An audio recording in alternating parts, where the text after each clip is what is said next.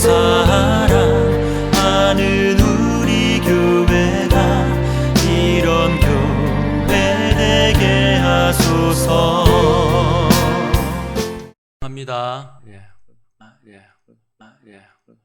손도 한번 잡아주시고 격려도 하고. 자, 우리 한 번 더 이제 세 가족을 만났습니다. 눈이 마주쳤습니다. 어떻게 할까요? 시작. 권사님, 우리 차 여사님 물 한 잔만 좀 부탁드리겠습니다. 기침 있습니까? 편하게 물 마십시오. 기침 나올 때는. 자, 항상 세 가족 만나면은 환하게 웃으면서 자기를 먼저 소개하고 그렇게 이제 인사를 합니다. 하고. 우리 아까 이제 광고 드렸는데 곽성의 권사님께서 지금 입원한 지가 한 2주 정도 되신 것 같습니다. 이렇게 몸에 황달도 있고 붓기는 조금 빠졌다고 하시는데, 일단은 이제 그 전화 연락도 안 되고 신방도 안 되고 참 마음이 그런데 우리 성도님들 기도 많이 해주시고, 거기에 몸이 어느 정도 치료가 되어져야지 또 수술을 받을 수가 있습니다. 꼭 우리 생각날 때마다 기도해 주시고. 그리고 우리 이제 나가실 때 여기 이제 차별금지법은 절대 통과되면 안 됩니다. 반대합니다 하는 요게 있습니다. 제가 아무리 설명드려도 들을 때는 아이고 이제 그만하지 않은데 하는데 나가서 해보니까 안 되죠. 저도 그 마음 압니다. 그래서 이걸 그냥 드리면 돼요. 필요한 개수만큼 우리 성도님들 한 5개나 뭐 주위의 분들한테 그냥 드리면 돼요. 날도 더운데 붙여라 하고 교회에서 주던데 하고 그냥 드리시면 되고. 그리고 혹시 사업장이나 많이 필요하신 분들은 이거 들고 가셨다가 우리 손님들 나눠주시면 됩니다. 하여튼 여튼 나가실 때 그 필요한 개수만큼 그렇게 가지고 가시면 되겠습니다. 그리고 지금 코로나가 계속 퍼지고 있는데 다행히 또 경북하고 강원도는 이렇게 권고사항이라서 우리가 이렇게 예배를 드립니다. 근데 혹시 주중에 권고사항이 아니고 이게 이제 3단계로 된다거나 1단계로 된다거나 거기에 따라서 또 우리 예배가 이제 더 이게 강화되면은 예배를 좀 더 분리해야 될 수도 있습니다. 2단계 권고가 아니고 2단계 강제 시행이면 또 예배를 뭐 3번으로 분리하든지 4번으로 하든지 그렇게 될 수도 있으니까, 하여튼 뭐 코로나에 의해서 우리 성도님들 다 기도하고 계실 줄로 믿는데 혹시나 주중에 연락이 가거들랑 우리 성도님들 당하지 마시고 그 구역에 맞게 그 시간에 나오셔서 예배를 드리면 됩니다. 우리 어르신들 평생 뭐 6.25 전쟁 때도 예배를 빠짐없이 드렸는데 요즘에 이렇게 전염병으로 인해서 참 이렇게 처음 겪는 걸 많이 겪고 있습니다. 처음 겪는 걸 우리 다 겪고 있기 때문에 서로 격려하고 힘내시고 기도하면서 또 잘 이겨내었으면 좋겠습니다. 그리고 혹시 제가 요즘에 드리는 설교가 이해가 잘 안 되거나 하실 때는 유튜브에 뭐 컴퓨터나 핸드폰에 들어가셔서 고령제일교회를 검색하면은 설교가 있습니다. 그리고 반복해서 들어보시면은 신앙 고백을 우리가 이제 배우는 데 있어서 많은 도움이 될 줄로 믿습니다. 오늘 본문 말씀은 가이사라 빌립보에서 있었던 말씀인데, 우리가 지금 신앙 고백을 배우고 있지 않습니까? 신앙 고백은 참 중요한 겁니다. 너무너무 중요한 거예요. 가이사라 빌립보에는 많은 우상들이 서 있습니다. 우상의 도시입니다. 고개만 돌려보면은 여러 종류 우상들이 다 있습니다. 신화에 나오는 것도 있고 황제 우상도 있고. 그래, 사람들이 나를 누구라 하느냐, 뭐 엘리야라고도 하고 선지자라고도 하고 뭐 그렇게 불립니다. 그래, 뭐 다른 거는 다 필요 없고 너희들은 나를 누구라 하느냐, 신앙 고백을 하나님이 듣고 싶으신 겁니다. 신앙 고백은 굉장히 중요한 겁니다. 너희는 나를 누구라 하느냐. 그때 베드로가 진짜 너무 멋진 고백하지 않습니까? 주는 그리스도시요. 오늘 이제 우리가 그리스도에 대해서 배웁니다. 살아계신 하나님의 아들이십니다. 멋진 고백을 합니다. 예수님은 우리의 그리스도가 맞는 줄로 믿습니다. 굉장히 중요한 고백입니다. 그런데 그 다음에 예수님께서 뭐라고 말씀하냐면, 야, 참 잘했다 칭찬하면서 네가 복이 있도다. 그 예수님을 그리스도라고 고백하는 것은 굉장히 복된 겁니다. 왜냐하면 이를 누가 알게 한 겁니까?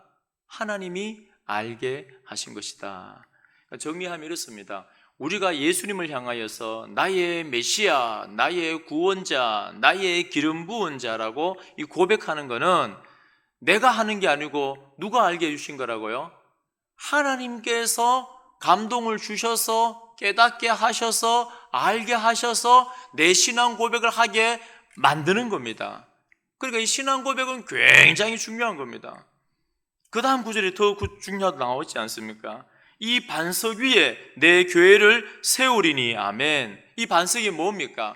예수님은 우리의 메시아가, 우리의 그리스도가 맞습니다 하는 이 신앙 고백 위에 이 교회를 세우신대요. 우리 고령 제일교회는 지금 어디 위에 서 있습니까? 예수님은 우리의 구원자고 우리의 메시아가 맞습니다 하는 그 신앙 고백 위에, 그 터 위에 서 있는 줄로 믿습니다. 이 신앙 고백이 너무 중요한 거예요. 그리고 천국의 핵심 키가 어디 있습니까? 이 신앙 고백에 있는 겁니다. 이 신앙 고백이 바로 천국의 열쇠가 되어지는 겁니다. 이 카톨릭은 이걸 잘못 해석해서 교황이 베드로의 후예고, 그리고 교황이 베드로가 천국 열쇠를 갖고 있으니까는 나 교황이 천국 열쇠를 갖고 있어. 완전 이단이죠. 엉뚱하게 성경을 해석한 겁니다. 여기서 천국의 열쇠는 뭡니까? 예수님은 우리의 구원자, 날 살리는 유일한 구원자가 맞습니다 하는 그 신앙 고백이 천국의 열쇠인 겁니다. 그러니까 하나님께서는 천국 갈 백성들에게 감동을 주어서 예수를 그리스도라고 신앙 고백하게 만들고 알게 만들어서 그 반석 위에 교회를 세우시고 저 천국까지 인도하는 줄로 믿습니다. 그래서 신앙 고백은 너무 중요한 겁니다.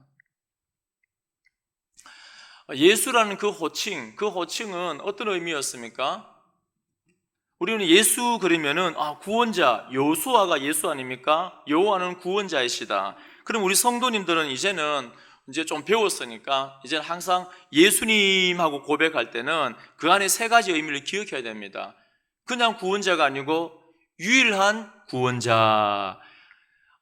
예수라는 그 이름에는 예수님 할 때는 그냥 단순한 구원자가 아니고 천하에 다른 이름을 주신 적이 없습니다. 하나님이 직접 예수라 하라, 예수라 하라, 여호와는 나의 구원이시다 하라 하는 것은 다른 데는 구원이 없습니다. 오직 예수님을 통하여 하나님의 유일한 구원이 예수님을 통하여 이루어질 것이다. 그런 고백입니다. 그래서 우리가 예수님 할 때 이 단어 한마디 속에는 예수님은 나의 유일한 구원자이십니다 하는 그 고백입니다. 아멘. 그래서 우리가 예수님 할 때 유일한 구원자여 이 고백인데 카톨릭에서는 어떻게 합니까? 마리아여, 성인이여 다 나오는 겁니다. 유일한 구원자는 예수님밖에 없는데 아베 마리아가 무슨 의미입니까? 아베가 미사, 예배 경배하다는 겁니다. 그러니까 카톨릭에서 뭐 합니까? 마리아에게 기도하잖아요. 예배의 대상이에요. 헬라의 여신이 마리아가 되어버린 겁니다. 문제가 있죠. 마리아 기도문. 가끔씩 제 친구한테 너 뭐 믿어? 물으면 어릴 적에 나 마리아 믿어 이래요. 막 혼란스럽습니다. 그리고 많은 성인들이 있어요. 그 성인들한테 기도를 하는 겁니다. 문제가 있습니다. 뭡니까? 유일한 구원자 예수님 밖에 없습니다. 그런데 현대인들도 자꾸 예수님 밖에 없는데 뭔가 자꾸 막 보태요. 막 첨가시킵니다.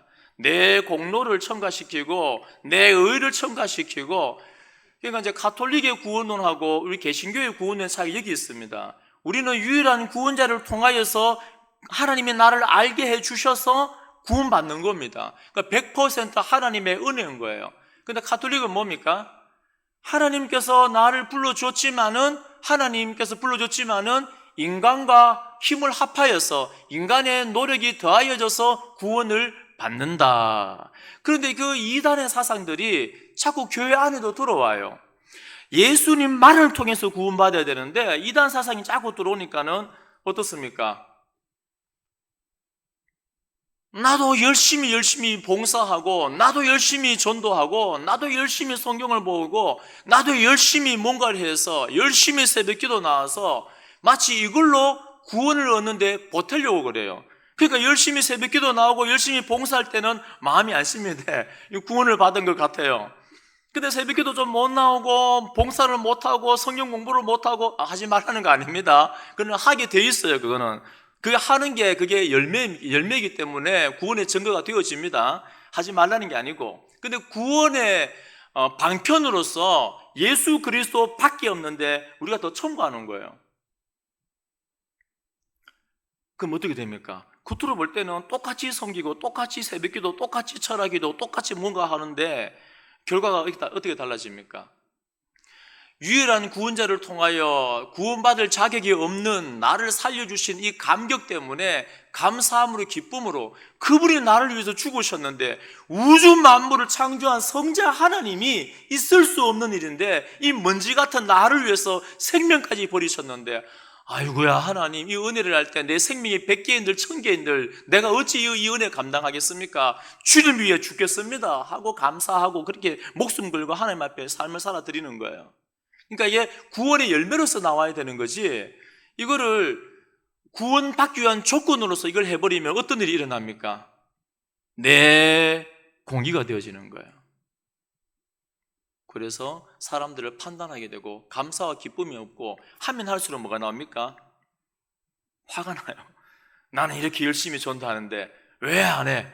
나는 이렇게 열심히 기도하는데 왜 기도 안 나와? 나는 열심히 이렇게 하는데 이 기쁨이 없어요. 하면 할수록 기쁨이 없고 안에 화가 나는 거예요. 왜 그렇습니까? 오직 유일하신 예수 그리스도만을 통하여서 구원을 받아야 되는데 자꾸 다른 걸 첨가하니까 그런 거예요. 그리고 우리 이 구원자는 무엇으로부터의 구원입니까? 죄로부터의 구원이다. 그리고 누구를 위한 구원입니까? 온 인류를 위한 구원입니까? 자기 백성을 위한 구원이다. 한 주만에 잊어버리시면 안 되는데 하나님은 자기 백성을 찾으러 오신 겁니다. 온 인류를 위한 십자가 사역이 아니고 그러니까 우리가 하고 있는 모든 영광스러운 영적인 이 사역들은 우리가 기도하고 찬양하는 것도 그리고 제가 지금 말씀을 선포하는 것도 하나님의 자기 백성 생명책에 기록된 그 사람들을 위해서 하는 거예요. 생명책에 기록되지 않은 백성들은 아무리 찬양하고 말씀을 선포해도 다 나와는 상관이 없는 것처럼 그냥 비껴나가 버려요. 왜냐하면 하나님은 자기 백성을 위해서 이 땅에 오신 것입니다. 근데 성령 하나님께서 감동을 주어서 내 죄인됨을 깨닫고 감사함으로 이 자리에 나와 예배드리는 우리 모든 성도님들은 하나님의 자기 백성, 생명책에 기록된 자기 백성인 줄로 믿습니다. 믿습니다. 예, 반드시 그렇게 되어져야 되고 그래서 목회자가 있는 겁니다. 고린도 교회에 보면은 사도 바울이 힘들지 않습니까? 매 맞고 도망다니고 지치고 근데 하나님은 뭐라 하십니까? 고린도 저 성에 내 백성이 많으니라. 우리가 열심히 복음 전하고 열심히 살아야 될 이유가 어디에 있습니까? 바로 그겁니다. 여러분 고령 땅에 하나님의 자기 백성이 많은 줄로 믿습니다. 누구를 통해서 돌이킵니까? 우리는 몰라요. 알면은 그 사람한테만 가면 되죠. 우리는 모릅니다. 그저 주께서 명령하신 대로 열심히 복음 전하고 제자의 삶을 살아갈 때 그 잃어버린 백성들이 주님께로 돌아오는 겁니다. 하나님의 자기 백성을 세워가는 겁니다. 그 영광스러운 사역에 구원받은 자들이 동참을 하는 겁니다. 그게 예수님. 그러니까 우리가 예수님 할 때는 자기 백성을 그 자기 죄에서 죽을 수밖에 없는 그 죄에서 구원하러 오신 분이구나. 유일하신 구원자구나. 그 고백이 예수님. 자, 그 다음에 예수 그리스도를 믿사오니 이 그리스도는 단순한 호칭이기 전에 직책입니다. 직책. 이 그리스도가 히브리어로 메시아입니다. 메시아인데 메시아는 뭐냐면 기름 부음 받았다 그런 의미입니다. 우리 이렇게 아마 설교를 많이 들었을 줄로 믿습니다. 그런데 구약 시대 때는 이 기름 부음 받은 자들을 어떻게 사용하냐면 항상 속격으로 사용합니다. 그냥 기름 부음 받은 자가 이렇게 쓰지 않고 나의 기름 부음 받은 자, 여호와의 기름 부음 받은 자, 하나님의 메시아 이렇게 표현합니다. 그게 어떤 의미가 있냐면은 하나님께서 나의 기름 부음 받은 자 이 말은 하나님께서 기름을 부을 때는 그냥 붓는 게 아니고 목적이 있다는 겁니다. 사명이 있고 할 일을 시키기 위해서 하나님께서 기름을 붓는 겁니다. 그래서 소유격으로 항상 나옵니다. 나의 메시아, 나의 그리스도, 나의 기름 부음 받은 자. 하나님께서 여러분들 우리 성도님들 성함을 부르실 때도 나의 김병주 장로님 이렇게 부르시는 거예요. 왜냐하면 목적이 있기 때문에. 두 번째는 그 목적을 누가 이루어갑니까? 하나님이 이루어 가시기 때문에 기름을 붓는 거예요. 기름이 뭡니까? 하나님의 영이 임한다는 것을 가시적 물리적으로 보여주는 겁니다. 그러니까 왕에게 사명을 주고 제사장에게 사명을 주고 선지자에게 사명을 주고 기름을 부을 때는 그 목적을 위하여서 내가 기름을 붓는데 너 혼자 그 일을 하는 게 아니야. 하나님의 영이, 그러니까 기름 부음 받을 때 제사장이 머리부터 쭉 흘러 내려가잖아요. 향이 팍 퍼집니다. 관유가 퍼져 향이. 그러면서 뭘 깨닫냐면 하나님께서 늘 내 모든 삶의 영역 가운데 함께 하시는구나. 그 하나님의 영이 이 일을 해 나가시는구나. 이걸 가시적 물리적으로 보여주는 겁니다. 교육용으로. 그래서 그 당시에 많은 사역자들은, 선지자들은, 제사장들은 힘들고 어렵지만은 하나님의 그 기름 부으심, 그 향을 기억하면서 내가 하나님의 영으로 이 일을 해 나간다. 그래서 제사장과 선지자와 왕, 이 세 직분은 하나님께서 기름 부으셔서 그렇게 그리스도, 메시아 그렇게 이름을 불렸습니다. 그런데 이런 모든 구약 시대 때 사람 그리스도는 그러니까 제사장이나 왕이나 선지자는 완벽하지 않았습니다. 다 누구를 지칭하는 겁니까? 선지자도 기름 부음 받으면서 열심히 사역을 하고 말씀을 연구하고 선포하면서 예수 그리스도 앞으로 올 참된 참 선지자를 기다리고, 그리고 제사장도 대제사장도 기름 부음 받고 그 일을 하면서 계속 반복해서 제사를 지내지 않습니까?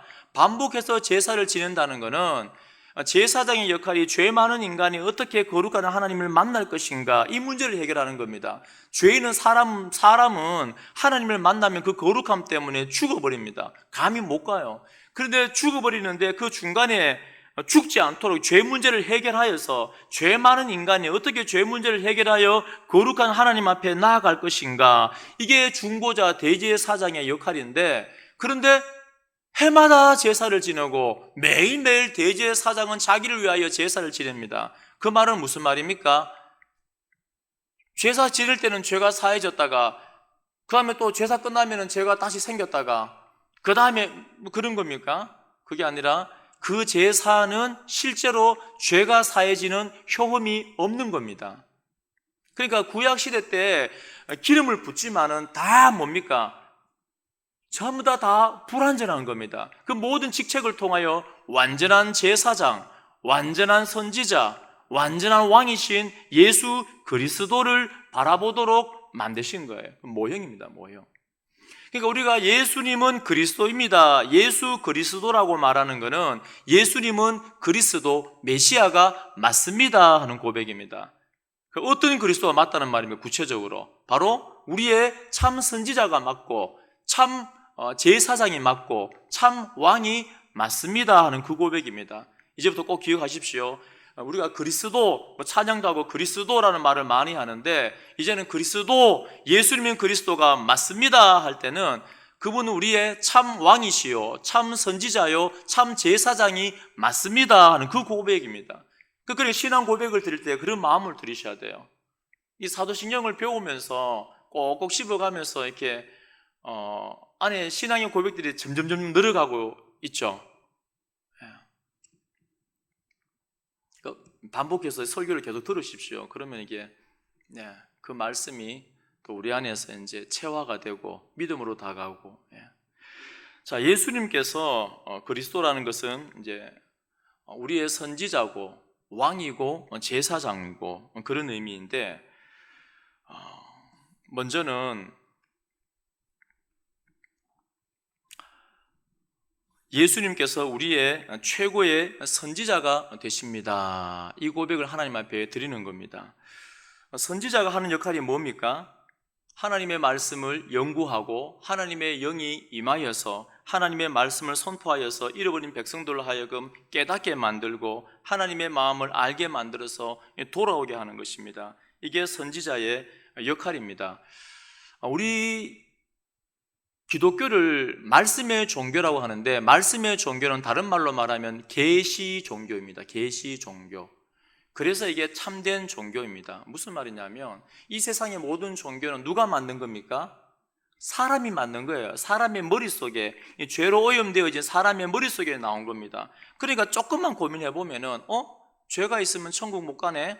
그러면 죄를 어떻게 없애지? 고행을 통하여, 기껏 한다는 게 그게 다예요. 고행을 통하여서 도를 닦아서 열심히 노력해서.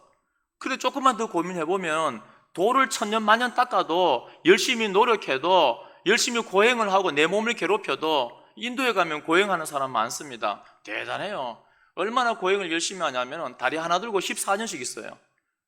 와, 다리에 들고 한 3년만 있으면 제자들이 막 몰려옵니다. 와, 우리 스승 대단하다. 어떻게 이렇게 어려운 일을 하는가? 이 다리 하나로 사는 거예요. 어떤 사람은 옆에 그 마을까지 15km인데 그 15km까지 굴러가요. 그러면 등하고 막 피가 막 나죠. 몇 달을 걸려서 굴러 다녀요. 한 일주일만 굴러다니면 사람들이 모여듭니다. 와, 대단하다. 어떤 사람들은 가로 1.5m, 세로 1.5m에서 14m 위에 나무에 매달고는 거기서 안 내려와요. 한 달 사니까는 와, 우리 스승 제자들이 막 몰려옵니다. 음식하고 이제 밧줄로 다 이제 하고요. 근데 그런 고행을 한다고 해서, 도를 닦는다고 해서, 하루에 한 끼 먹는다고 해서, 소식을 한다고 그래서 우리의 죄가 없어지겠습니까? 그러니까 세상에 맞는 종교는 조금만 고민해 보면 다 엉성해요. 그 세상에 맞는 종교는 사람이 만들었기 때문에 그 안에 내세관이 있습니까? 내세관이 엉망진창입니다. 우리가 말씀의 종교, 계시의 종교라는 것은 사람 속에서 나온 것이 아니고 하나님께서 우리에게 하나님의 영을 통하여 계시해 준 것, 이 감추어진 비밀을 우리에게 밝혀 보여주셔서 우리로 하여금 깨닫게 하셔서 알게 되어진 것. 그러니까 우리는 그 말씀에 의존한 신앙입니다. 이게 계시 종교입니다. 그 사명을 누가 하냐면은 선지자들이 하는 겁니다. 그 선지자들이 하나님의 기름 부음 받아서 하나님의 영으로 하나님 속에 있는 그 마음들, 그 말씀들을 이 백성 가운데 활짝 열어서 계시해서 보내주는 겁니다. 그래서 우리 성도님들은 계시되어진 말씀에 의존하여서 신앙생활을 하는 겁니다. 그 우리는 말씀의 종교, 계시의 종교다, 그렇게 말합니다. 근데 하나님께서는 이미 신명기 18장 18절에 보면 이런 말씀이 있습니다. 내가 그들의 형제 중에서 너와 같은 선지자 하나를 그들을 위하여 일으키고 내 말을 그 입에 두리니 내가 그에게 명령하는 것을 그가 무리에게 다 말하리라. 지금 누가 누구에게 하는 말씀이냐면 하나님께서 모세에게 하는 말씀입니다. 모세에게, 야, 걱정하지 마. 내가 너와 같은 멋진 선지자 하나를 백성들을 위해 일으킬 건데 내 말을 너와 같은 그 선지자 입에 두어서 내가 명령한 모든 것들을 그 선지자가 다 말할 거야. 그 선지자, 최종적인 그 선지자, 참 선지자. 그래서 수많은 선지자의 시대가 지나가지만은 이스라엘 백성들은 계속해서 누굴 기다립니까? 참 선지자를 기다리는 겁니다. 그래서 세례 요한이 긴 시간이 지나고 예수님 당대에 세례 요한이 막 세례를 주지 않습니까? 그러면 사람들은 오랜 시간 동안에 누구를 기다립니까? 메시아를 기다리잖아요. 어떤 메시아요? 참 선지자인 메시아. 참 선지자로서 기름 부음 받은 그 선지자를 기다리지 않습니까? 그 세례 요한에게 묻습니다. 야, 너는 누구냐? 네 정체를 말해라. 네가 엘리야냐? 아니라. 그럼 네가 그 선지자냐? 우리가 그토록 오랫동안 기다려왔던 그 참 선지자가 바로 너냐? 아니라는 겁니다. 요한복음 7장 40절에 보면 이 말씀을 들은 무리 중에서 어떤 사람은 이 사람이 참으로 그 선지자라 하며, 그러니까 예수님의 말씀을 들어보니까 이게 그냥 말씀이 아닌 거예요. 하나님의 살아있는 말씀이고 그 말씀이 얼마나 권위가 있고 능력이 있는지 내 심령을 다 찔러 쪼개서 하나님을 바라보게 만드는 겁니다. 그래서 이 사람은 우리가 그토록 기다려왔던 그 선지자가 맞다, 이렇게 말하는 겁니다. 그러니까 구약시대 때 그토록 오랫동안 기다려왔던 그 선지자가 바로 예수는 그리스도입니다, 기름 부음 받은 메시아입니다 하는 고백 속에 뭐가 있냐면, 예수님은 그토록 오랫동안 기다려왔던 신명기 18장 18절에 예언되어 있던 그 선지자, 하나님의 마음에 있는 모든 것들을 이 백성들 가운데 다 드러내는 참 선지자가 맞습니다 하는 고백입니다. 아멘. 우리가 그리스도라고 믿는 것은 이걸 믿는 겁니다. 그래서 예수님을 통해서 하나님의 마음에 있는 모든 말씀들이, 진실한 말씀들이, 명령되어진 말씀들이 우리에게 계시가 되어지는 거예요. 그럼 구약시대 때 선지자들은, 그러면 예수님께서 2000년 전에만 참 선지자로 활동하셨고 그전에는 그나마 아닌가? 그게 아니에요. 베드로전서 1장 10절 읽어드립니다. 이 구원에 대하여는 너희에게 임할 은혜를 예언하던 선지자들이 연구하고 부지런히 살펴서 자기 속에 계신 그리스도의 영이, 여기 자기 누굽니까? 선지자죠. 그 선지자들 속에 있는 누구의 영이요?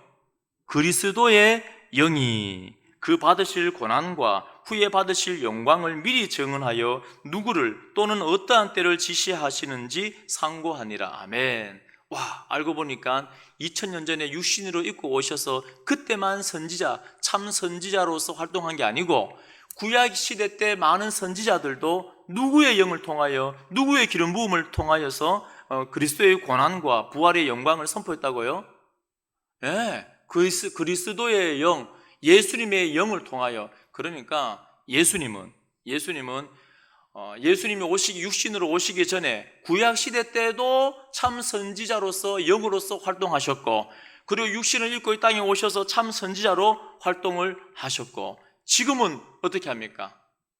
지금도 동일하게 하나님의 사람들에게 예수님께서 성천하시고 사도들과 속사도들과 교부들과 예수님의 제자들과 지금도 많은 목회자들과 믿음의 사람들 가운데 참 선지자 하나님의 그리스도의 영을 부어주어서 변함없이 계시된 말씀을 드러내고 선포하고 가르치고 백성들을 인도하는 이 사역을 지금도 참 선지자이신 예수님께서 하시는 줄로 믿습니다. 그래서 그분은 그리스도입니다. 우리가 예수 그리스도라고 하는 것은 바로 그 선지자의 영으로 과거에도 계셨고 그때도 계셨고 지금도 선지자의 영을, 그리스도의 영을 우리에게 부어주어서 변함없이 말씀을 드러내고 계시해 주시고 백성들을 주께로 인도하신다. 그 고백이 들어가 있는 겁니다. 두 번째는 제사장이신 그리스도. 구약 시대 때 제사장은 두 가지 역할을 합니다. 첫 번째는 뭐냐면은 죄 사함의 역할, 본인이 하는 건 아니지만 하나님께로부터 이제 쭉 해서 죄의 문제를 해결하는 거, 아까 말씀드렸지 않습니까? 죄 많은 인간이 어떻게 하나님께 나아갈 것인가. 두 번째는 중보자의 역할. 그것조차도 불완전한 제사장들은 제대로 못했지만, 그러나 그 제사 직분을 통하여 참 제사장을 기다리게 되어지고 예수 그리스도는 참 제사장으로서 우리 가운데 함께 하십니다. 그래서 속죄 사역을 그분은 해나갑니다. 구약의 제사는 끊임없이 반복됨을 통하여서 짐승의 피가 실제로 죄를 사하는 효험이 있습니까? 없습니까? 없습니다. 그러면 그 양의 피는 뭘 상징합니까?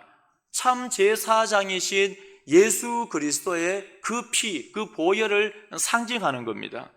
히브리서 7장 27절에 그는 저 제사장들이 먼저 자기 죄를 위하고 다음에 백성의 죄를 위하여 날마다 제사 드리는 것과 같이 할 필요가 없으니 이는 그가 단번에 자기를 드려 이루셨음이라. 아멘. 구약의 제사는 효과가 없었지만 이 신약의 제사는 참 제사장이신 예수님께서는 자기가 대제사장이지만 자기가 제물이 되어서 속죄의 제물이 직접 되어서 자기를 죽이심을 통하여 단번에 이 죄 문제를 해결하신 겁니다. 히브리서 9장 12절에도 염소와 송아지의 피로 하지 아니하고 오직 자기의 피로 영원한 속죄를 이루사 단번에 성소에 들어가셨느니라. 그래서 그리스도의 희생, 이 제사만이 죄를 없애는 유일한 효력을 가진 제사인 줄로 믿습니다. 대제사장이신 그분이 자기를 속죄제물로 하나님께 드림을 통하여서 우리의 모든 죄가 깨끗하게 단번에 사라진 줄로 믿습니다. 그래서 우리의 유일한 구원자가 되신 겁니다. 그래서 이 복음을 확실하게 아는 사람들은 교만할 수가 없는 거예요. 내 공로는 손톱만큼도 없습니다. 은혜밖에 없습니다. 그래서 감사와 기쁨이 넘치는 거예요. 어떻게 우리가 교만하겠습니까? 아무리 잘된들 사람의 공로는 손톱만큼도 없는 겁니다. 그 이유가 그 다음에 또 나옵니다. 제사장의 역할이 첫 번째 뭡니까? 속죄의 사역. 자, 두 번째는 뭐라고요? 중보자의 사역입니다.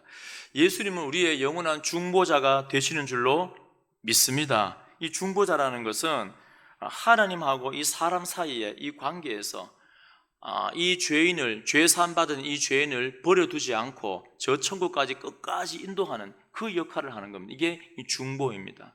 히브리서 7장 25절에 보면 참 저는 이 말씀 묵상할 때마다 행복해요.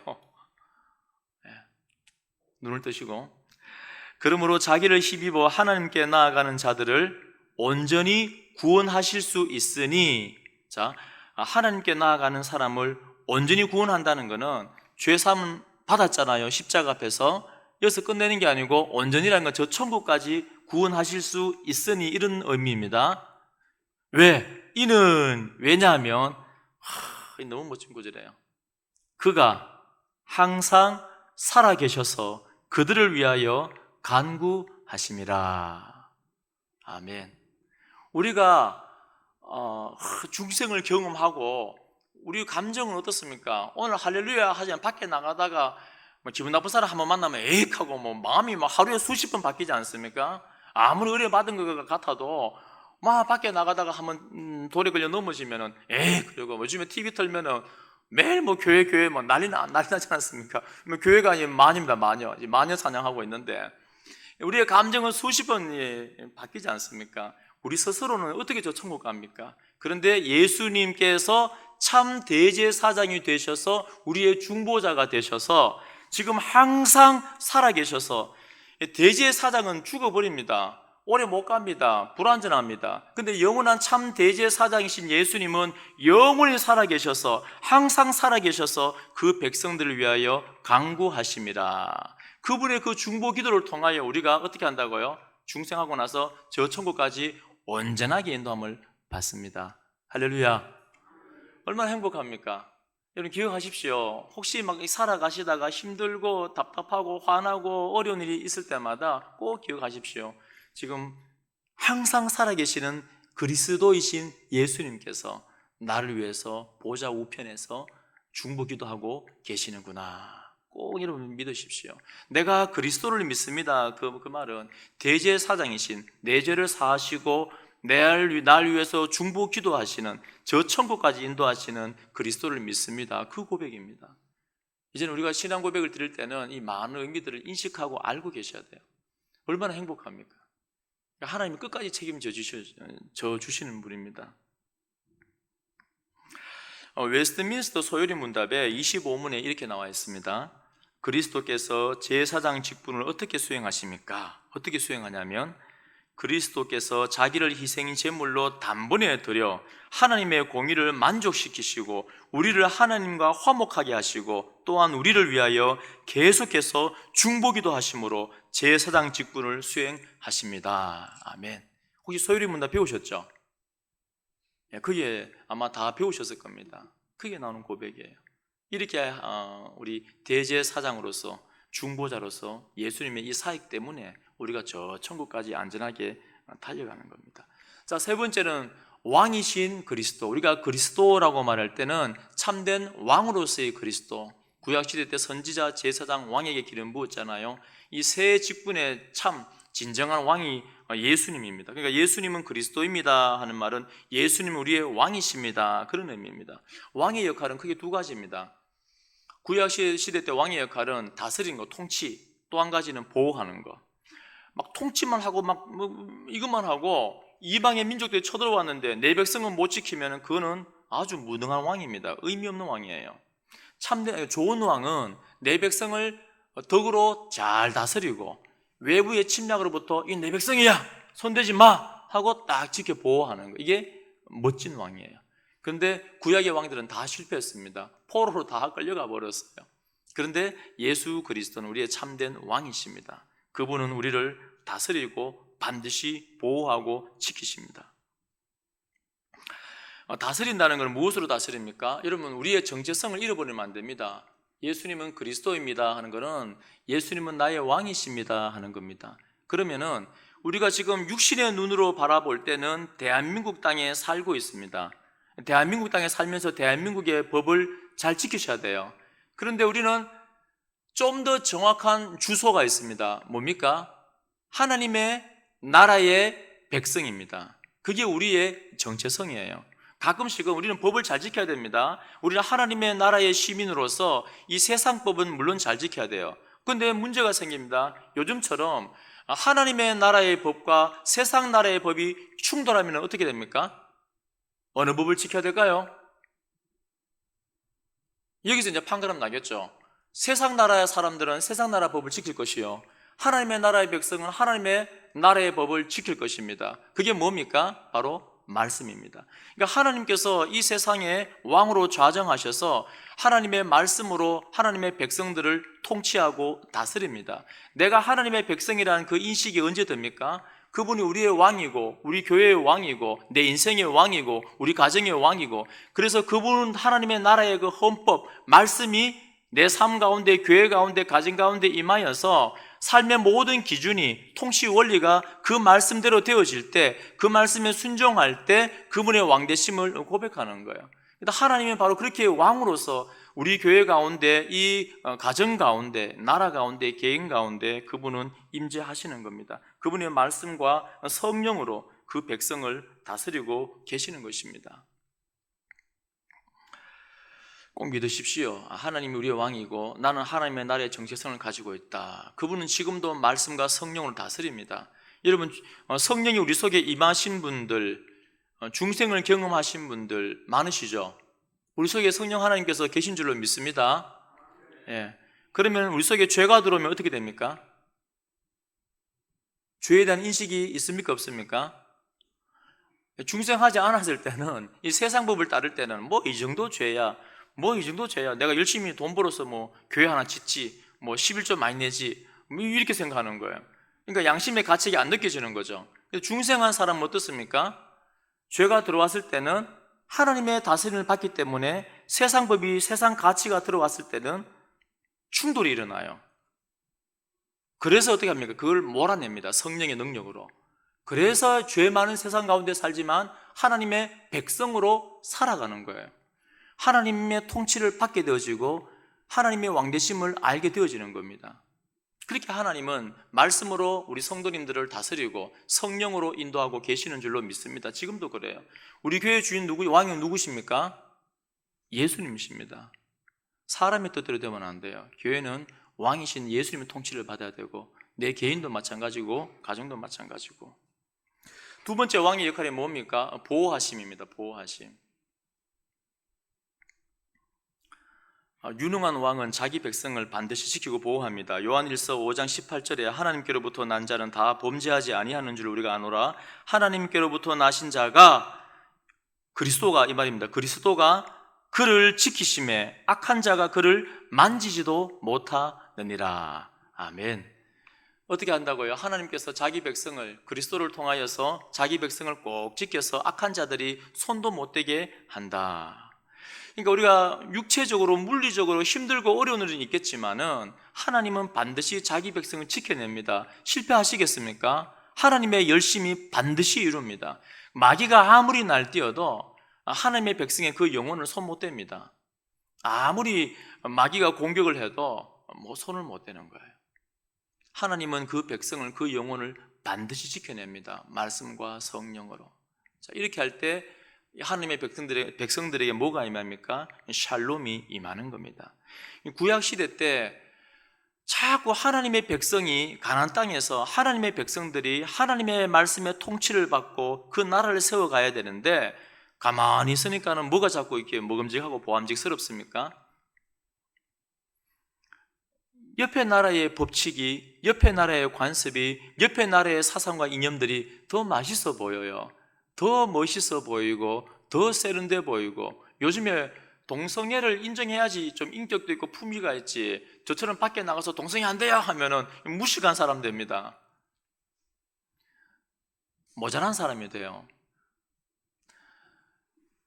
그러니까 그 당시에 많은 사람들이 하나님의 백성이었지만은 하나님의 왕되심을 인정하지 않고 하나님의 말씀에 순종하지 않고 옆에 있는 나라의 법칙과 규칙들을 가지고 관습을 가지고 갖고 와서 하는 거예요.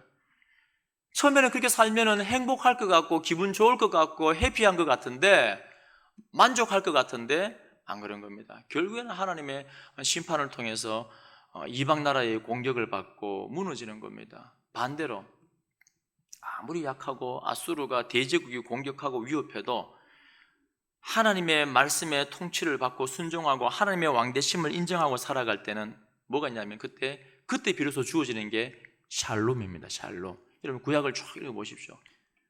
그때 주어지는 게 샬롬입니다. 그래서 밤에 어떻습니까? 사랑하시는 자에게 잠을 주고, 우리 시편 23편 잘 알잖아요. 막 적들이 죽이려고 막 쳐들어오는데 하나님은 뭘 하십니까? 괜찮아, 밥 먹어. 그럼 밥이 넘어가는 거예요. 뭐 죽이러 오든 말든 간에 하나님이 날 지키시는데. 그러니까 하나님의 왕대심을 인정할 때 우리는 샬롬을, 평화를 누리는 겁니다. 여러분 그렇게 살고 싶지 않습니까? 지금 참 혼란스럽지 않습니까? 혼란스럽고 어지러운 세상이고, TV를 틀면, 저는 TV가 없어서 참 다행이에요. 가끔씩 사람들 대화하다 보면, 목사님 TV를 보면 이 혈압이 올라요, 암 걸릴 것 같아요, 화병이 나요, 막 이러시는 분들 많은데 저는 TV가 없어서 참 다행이에요. 근데 가끔 신문은 제가 봅니다. 참 혼란한 세상이고, 세상의 가치가 자꾸 교회에 들어와서 이제는 각기 소견에 옳은 대로 행하고, 교회에 다니고 있는 교인들도 중생하지 못하니까 이 사회주의도 괜찮아, 사회주의와 민주주의, 나는 중도야, 뭐 희한한 말을 다 하고 막 엉망진창. 참 혼란스러운데, 그러나 하나님의 왕대심, 하나님의 통치를 받는 사람에게는 이 세상이 아무리 어지러워도 샬롬이 임하는 줄로 믿습니다. 그 찬양 있잖아요. 이 세상은 요란하나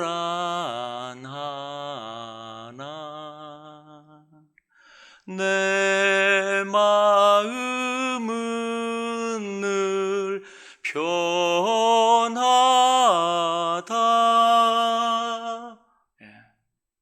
얼마나 감사합니까? 우리 성도님들도 이 땅을 살아갈 때 세상 아무리 시끄러워도 괜찮아요. 하나님이 내 왕이시면 반드시 지키고 보호하시고, 괜찮아 밥 먹어. 하나님의 샬롬이 임하는 줄로 믿습니다. 아멘. 자, 우리가 그리스도라고 믿는 것은 이 세 직분을 믿는 것을 의미합니다. 조금만 더 할게요. 그러면 결론입니다. 그러면 예수님 당시에 예수님께서 이 세 직분을 가지고 그리스도 메시아로 오셨는데, 그럼 지금은 어떻게 됩니까? 지금은 이 세 직분을 예수님께서 사역을 안 하십니까? 그렇지 않습니다. 지금도 동일하게 사역을 해 나가십니다. 누구를 통해서요? 사도행전 11장 26절에 보면은 안디옥에서 많은 사람들이, 어떤 일이 일어납니까?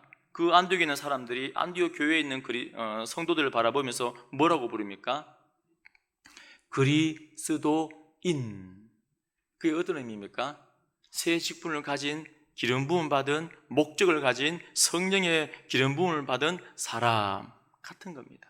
그러니까 예수님의 이 그리스도의 이 사역은 누구를 통해 지금 계속해서 확장되어져 가고 주님 나라까지 이어지냐면은 바로 그리스도인이라고 불리는 그 제자들에 의해서 지금도 이 새 직분은 계속해서, 그리스도의 메시아의 직분은 실행되고 있는 겁니다. 그래서 성령에 에베소서 5장 18절에도 술 취하지 말라, 이는 방탕한 것이니 오직 성령으로 충만함을 받으라. 그 기름 부음이 성령의 기름 부음 아닙니까? 세례 요한이 예수님을 어떻게 소개합니까? 나는 물로 세례 주지만은 내 뒤에 오시는 분은 불로, 성령으로 세례를 주시는 분이다 소개하지 않습니까? 그래서 예수님도 요한복음 20장 22절에 이 말씀을 하시고 그들을 향하사 숨을 내쉬며 이르시되 성령을 받으라. 그래서 우리도 하나님 앞에 부름받고 죄사함 받고 신앙 고백할 수 있도록 믿음을 주셨고 성령의 기름 부음 받은 그리스도인인 줄로 믿습니다. 그렇다면 우리도 동일하게 우리 그리스도인을 통하여서 하나님께서는 이 새 직분을 지금도 행하십니다. 베드로전서 2장 9절에 보면 그러나 너희는 택하신 족속이요 왕같은 제사장들이요 거룩한 나라요 그의 소유가 된 백성이니 이는 너희를 어두운 데서 불러내어 그의 기이한 빛에 들어가게 하시니에 아름다운 덕을 선포하게 하려 하심이라. 아멘. 이 그리스도의 새 직분이 한 구절에 다 나옵니다. 왕이고 또 왕과 같은 뭐라고요? 제사장이고, 이 아름다운 덕을 선포하는 게 뭡니까? 선지자 아닙니까? 그러니까 하나님께서 여러분들 왜 불렀다고요? 그리스도인으로 성령의 기름 부음을 통하여 이 새 직분을 이 세상 가운데 감당하여서 주님 오실 때까지 이런 삶을 살아갈 수 있도록 그렇게 부르신 겁니다. 그리스도인, 우리는 이 새 직분을 위하여 부름받은 사람인 것입니다. 그럼 이 새 직분을 어떻게 감당하며 삽니까? 하이델베르크 32문을 통해서 정리하겠습니다. 나중에 또 기회가 될 때 깊이 더 말씀을 듣고, 하이델베르크 32문 질문입니다. 그런데 당신은 왜 그리스도인이라고 불립니까? 답입니다. 왜냐하면 내가 믿음으로 그리스도의 지체가 되어 그의 기름 부음에 참여하기 때문입니다. 잘 들으십시오. 첫 번째, 나는 선지자로서 그의 이름의 증인이 되며, 그러니까 우리의 그리스도인의 선지자 사역이 뭡니까? 말씀을 선포하고 전하고 가르치는 겁니다. 그러니까 우리 그리스도인들은 말씀을 부지런히 배우고 하셔야 돼요. 말씀을 모르면, 복음을 모르면, 우리는 말씀 종교인데, 계시 종교인데 증인의 삶을, 선지자적인 삶을 못 살아갑니다. 우리는 선지자로서 증인이 되며 그 이름에, 그리고 제사장으로서 나 자신을 감사의 산 제물로 그에게 드리고, 예수님께서 단번에 자기를 죽이심으로 그 제사를 완성하신 것처럼 우리 어떻게 합니까? 내가 그리스도와 함께 십자가에 못 박혀 죽었습니다. 이게 제사장적인 그리스도인의 삶인 것입니다. 이게 삶의 예배. 로마서 12장 1절 2절에 나오지 않습니까? 삶의 예배.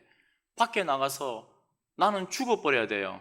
내 생각은 사라져야 됩니다. 그래야지 제사장적인 삶이 되어서 내 안에 예수 그리스도가 내 인생의 중심이, 왕이 되는데, 내가 살아서 변함없이 내 가치관대로, 내 육신의 생각대로 살아가 버리면은 그럼 어떻게 됩니까? 제사장의 삶이 안 되는 겁니다. 내가 살아있으면은, 제물이 살아있으면 제사가 안 된 겁니다. 그러니까 제사장인 삶이란 것은 사도 바울의 고백처럼 내가 그리스도와 함께 십자가에 못 박혀 나는 죽어지고 나는 사라지고 그리스도가 살아서 움직일 때 제사장적인 삶이 되어지는 겁니다.